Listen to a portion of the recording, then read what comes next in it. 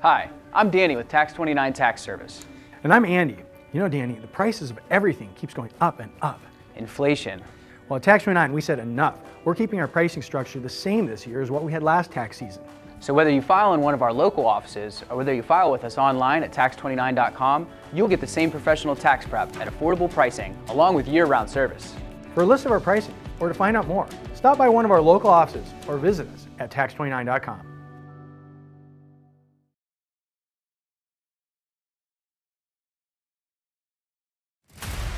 What's the real story? How did all of this come to be? Was it all by chance, or did something or someone design everything?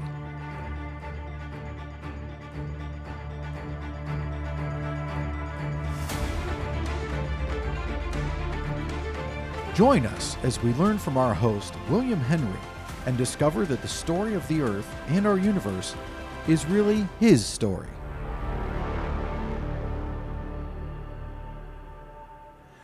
Welcome to Discovering His Story, a production of Youngstown Christian Television.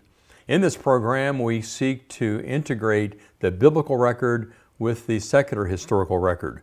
We're looking at how biblical characters influence the events and people of their times, and also through understanding the culture and history that is taking place at the times of biblical events, maybe gain a greater understanding of the Bible as well.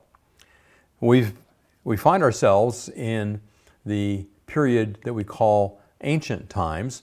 We've looked at a number of civilizations in ancient times and find ourselves now looking at Greece.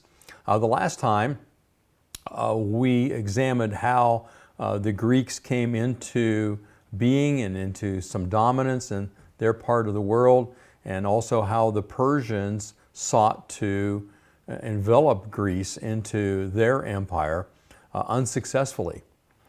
So shortly after the victorious battles of Salamis and Plataea, Greece entered into its golden age, led by an Athenian democratic leader named Pericles. Sometimes it's called the Periclean Age. A number of its citizens would become some of the most famous that ever lived. You're going to recognize some of these names, like Herodotus, the father of history; Hippocrates, the father of modern medicine; and then we have that great philosopher Socrates, followed by another philosopher, Plato, and then the philosopher Aristotle. We're going to look at those men in detail later on.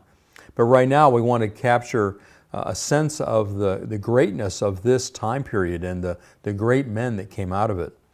Then we come to Demosthenes, who is one of history's greatest composers of oration. In fact, as we look at Greece at this time, we see what we can call the school of Greece.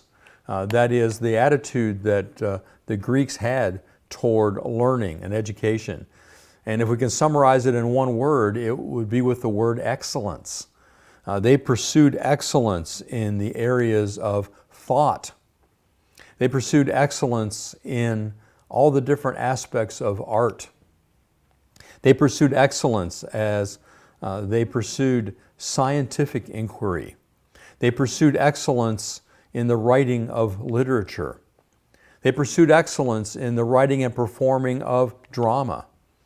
And they pursued excellence in their building, especially their temples, in the area of architecture. And so excellence is the predominant theme of the golden age of Greece. Now the government at this time, because it was centered in Athens, Athens was the dominant city and most responsible for the defeat of the Persians.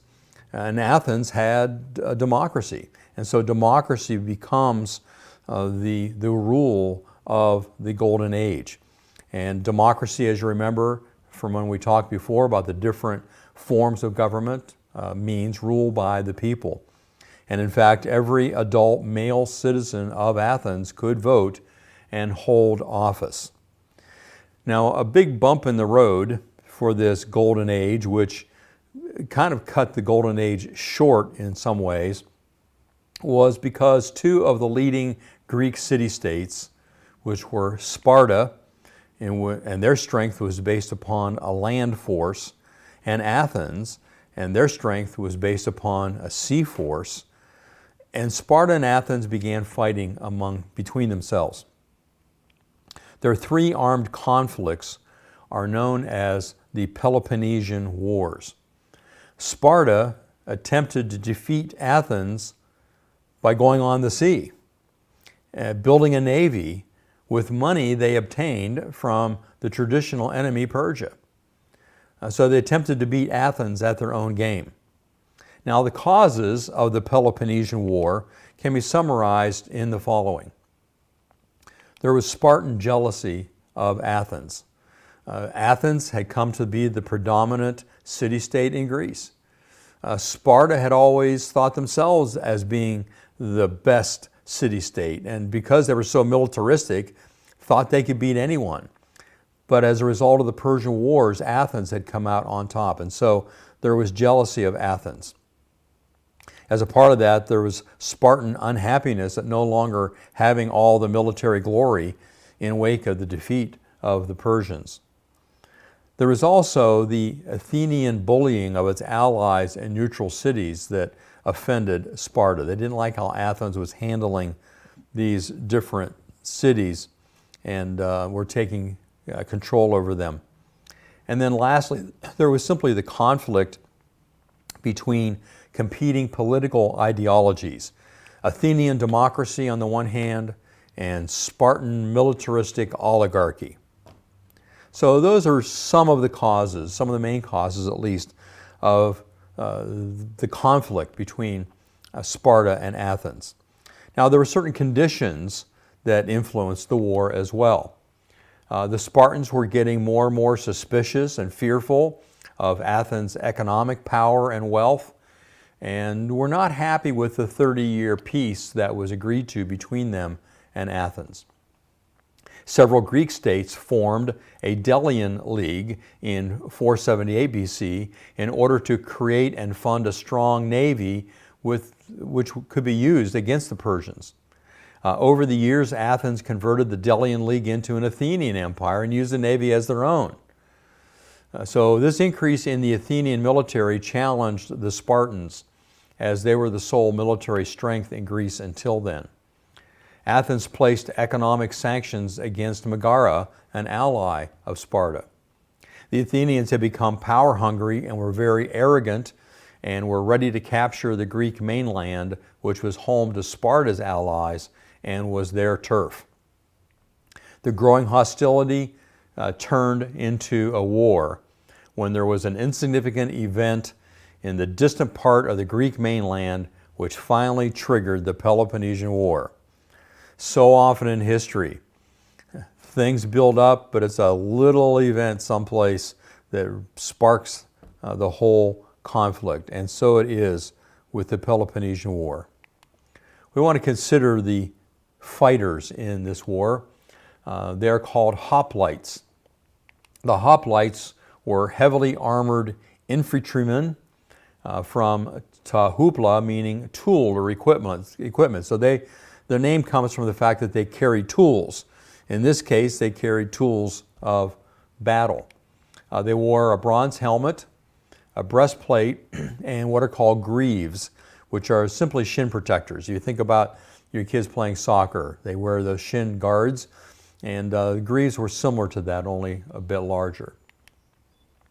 The principal weapons, which are called hoplon, of a hoplite infantryman, were a long ash wood spear called a doru and a short sword called a kyphos, along with a wide, heavy wooden shield reinforced with bronze. And hoplites, as we've mentioned, really means man at arms, man with tools.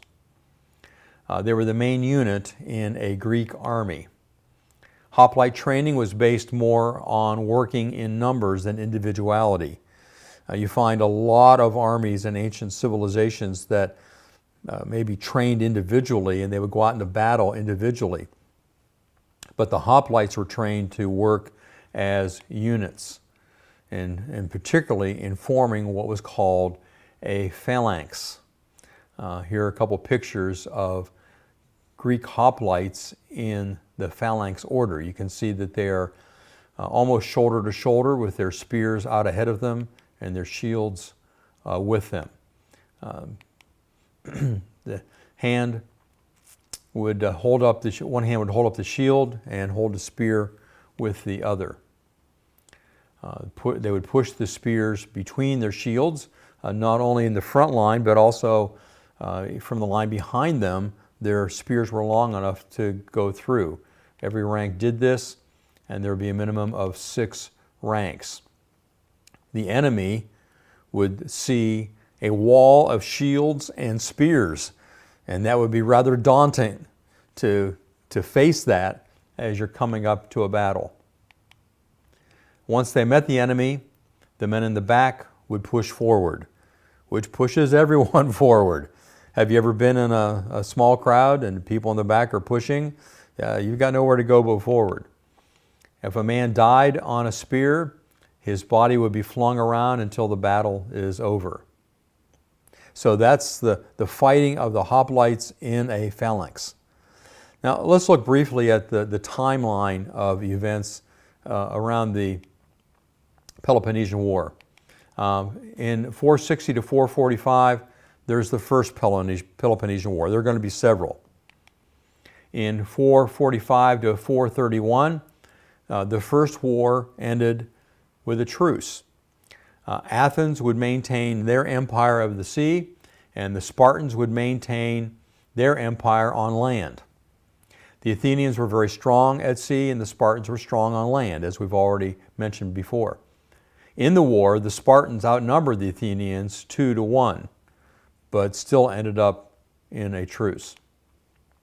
A peace treaty between Athens and Sparta was made.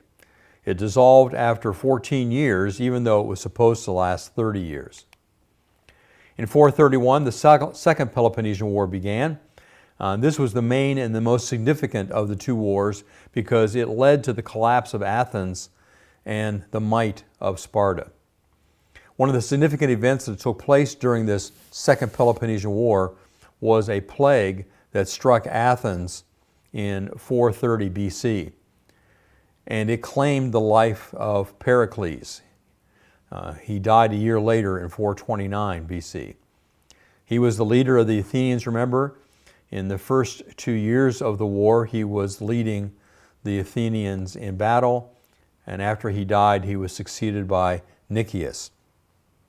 Thucydides gives us an account of the plague, which you might find interesting. He says that the bodies of dying men lay one upon another, and half-dead creatures reeled about in the streets. The catastrophe became so overwhelming that men cared nothing for any rule of religion or law.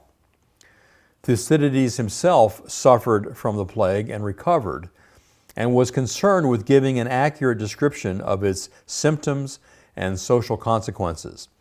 Modern historians and researchers have not been able to identify the Athenian plague with any great certainty.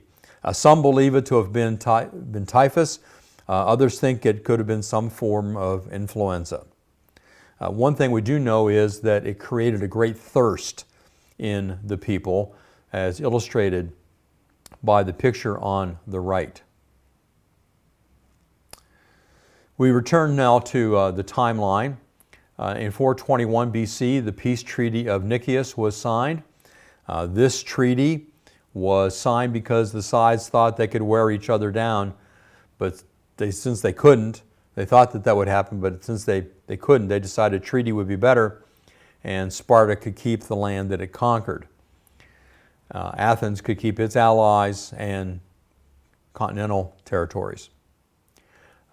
Alcibiades was Nicias' enemy in Parliament. This is in Athens, and he convinced the Athenians to keep fighting. In 415 to 413 BC, the Athenian expedition to Syracuse, where they lost badly. Syracuse is over off of the boot of Italy. After this, the Athenian army was slowly crumbling because they lost a lot of their harbor and naval fleets. Spartans took advantage of the Athenian weaknesses and attacked in the Battle of Arginussae in 406 BC. Take a moment to look at the structure of the ships. You can see there are planks on top for the soldiers to place themselves and where they could then go from one ship to the other. Of course, it's propelled by oars, not sails, and there are many, many oars you can see coming out of each of the ship's sides, enabling them to maneuver and to go fast or to slow up, which was maybe a little more difficult with sails.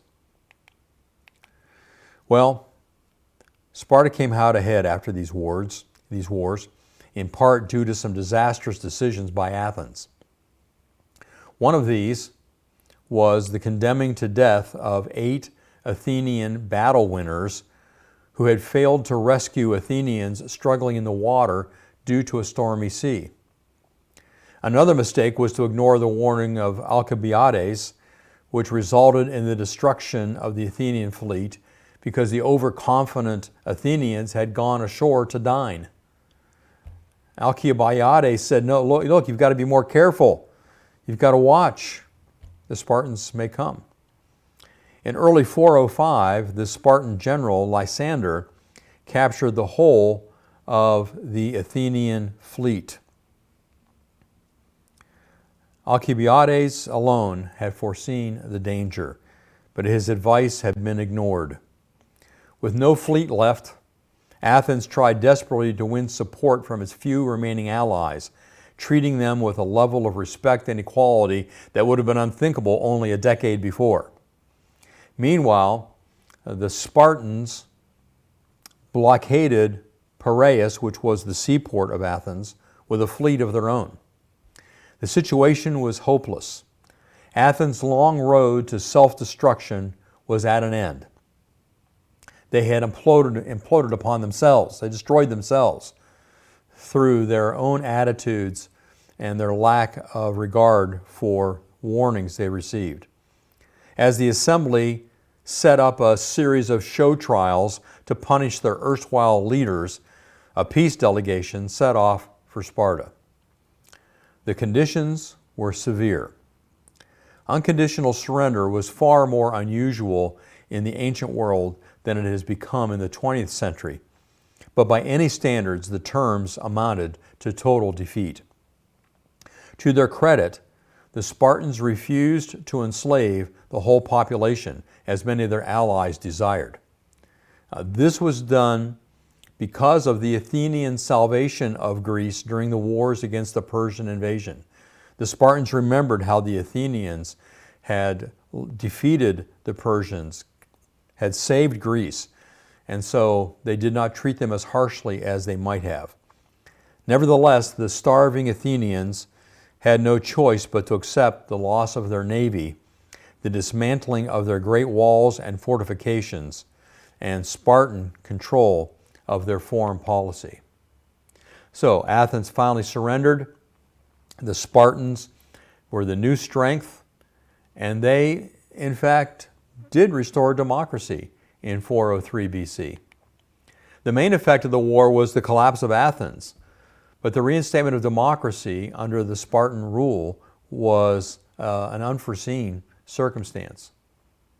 Well, now that the Peloponnesian War is over and Greece is back to peaceful times, we can look at the culture that arose not only out of the Golden Age, but from the subsequent times as well. So we want to look at Greek culture, which is called Hellenism, from the Greek word Hellas, which was their term for Greece. The essence of Greek culture can be seen in the emphasis on values and character.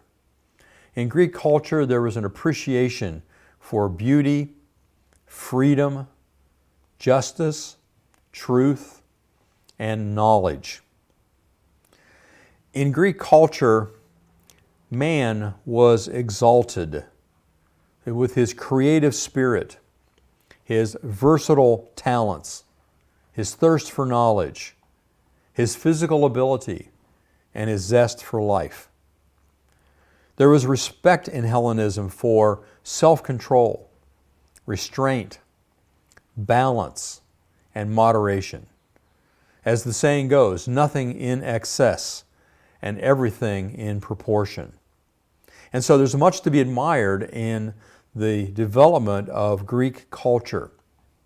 And in fact, Greek culture becomes the cradle of Western culture, the culture of Europe, which then moves west into America. And in that cradle of Western culture, we find much advancement in the areas of science, mathematics, philosophy, literature. In fact, the Apostle Paul occasionally used Greek literature in his preaching and writing. In Acts 17:28, for example, Paul refers to the Greek poets in general and then quotes from the Phenomena, a poet by Aratus from the 3rd century BC, when he says, "For we are also his offspring." In 1 Corinthians 15:33, Paul quotes from Thais, a play by Menander, also from the 3rd century BC, when he says, "Evil communications corrupt good manners." Paul quotes Epimenides of Crete in the 7th century BC in Titus 1:12, when he says, "Cretans are always liars, evil beasts, lazy gluttons." When Paul records his own conversion experience in Acts 26:14, he relates that the Lord Jesus said to him, "It is hard for you to kick against the goads." Goads were instruments like sticks that were used to goad the oxen forward. We use the term as a verb even today. That statement from the Lord comes from the play Agamemnon, Book 1, line 1624 by Aeschylus. And so the reason that Jesus uses this is because it must have had some significance in the educational background of Saul of Tarsus. Well, in addition to literature, we look at Western culture and see that a lot of our architecture has come from Greece. All you have to do is go to Washington, D.C. or many capital cities across our country and see the influence of Greek and Roman architecture. And, of course, sculpture. Sculpturing became a very recognizable form of artwork in the Greek world, something which was copied by the Romans and has been copied to the present day. The Greek culture, in fact, conquered the world. Alexander the Great, whom we'll go into detail looking at later, conquered the known world and through that spread the Greek language and culture.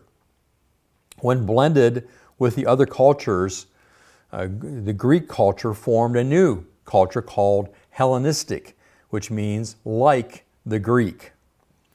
The Hellenistic age united the peoples of the ancient Near East by blending their arts, religions, philosophies, and customs, bringing East and West together in learning, in government, and in trade. Now, the expression of Greek culture can be seen in its focus on man. The uniqueness of man in the ability to think and reason made him worthy of special study. This formal study of human thought and culture is called the humanities. Again, a term we still use today. In stressing the dignity and uniqueness of man, however, they overlooked the Creator, and thus we have humanism, a focus on humans without an acknowledgement of the God who created them. Because of this focus on man, there developed a great interest in philosophy. Philosophy is simply a lover. A philosopher is a lover of wisdom. That's what the word means. Philosophy is lovers of wisdom. And these philosophers tried to find answers to the basic questions of life. Where did I come from? Why am I here? Where am I going? What is the highest good in life? Now, if you talk to people very much, you find some of these same questions are asked by people today. Where did I come from? Why am I here? Where am I going? What is the highest good in life? Well, the Greek philosophers believed in the goodness of man and in his ability to use his reason to search for wisdom. And so he employed reason, rationalization, in order to accomplish the answers to these questions, to find out these answers, to gain wisdom. The person who's considered the father of philosophy is a man by the name of Thales of Miletus. Now, he was a mathematician by trade, and he is credited with the development of what is called the Ionian science of nature. He sought to explain the nature or the origin of the universe in natural terms, concluding that water was the origin of the universe. Sometimes he's called the first evolutionist. The explanation was that these first living things, developed a hard skin, and in time they washed up on the dry banks where they were baked by the sun. After a while, the tough outer skin cracked off, and the creatures lived on. The Ionians were the first people in history to dismiss the supernatural altogether. The follower of Thales, a man by the name of Anaximander, proposed that the origin of man came about a bit differently. He said because man has a long period of dependent infancy, he had to have sprung from a different animal. In fact, from a fish, which at first he resembled. Is all this sounding a bit familiar? Now, they may not have had some of the scientific explanations that are presented today, but you can see that here in ancient Greece, in the golden age of Greece, in the cultural foundation of Western civilization, that we have philosophers who were advocating a form of evolution which is not that different from what we find today. Life came out of the water. Man developed from other animals, and because of his own infancy, his dependence there, is said to have developed from a fish, which he resembles when he is in a form within his mother's womb. So, evolution is not a new idea at all. It goes back to these ancient times. Well, we're looking at the development of Hellenism and the Hellenistic world, and the development of what will become the foundation of Greek culture leading into Western culture. And next we're going to look at some of the philosophers. And you're going to be very interested in seeing some of their philosophies reflected in philosophy today as well. So it's important for us to understand these philosophers and what they believed. And we'll look at that next time on Discovering His Story. What's the real story? How did all of this come to be? Was it all by chance, or did something or someone design everything?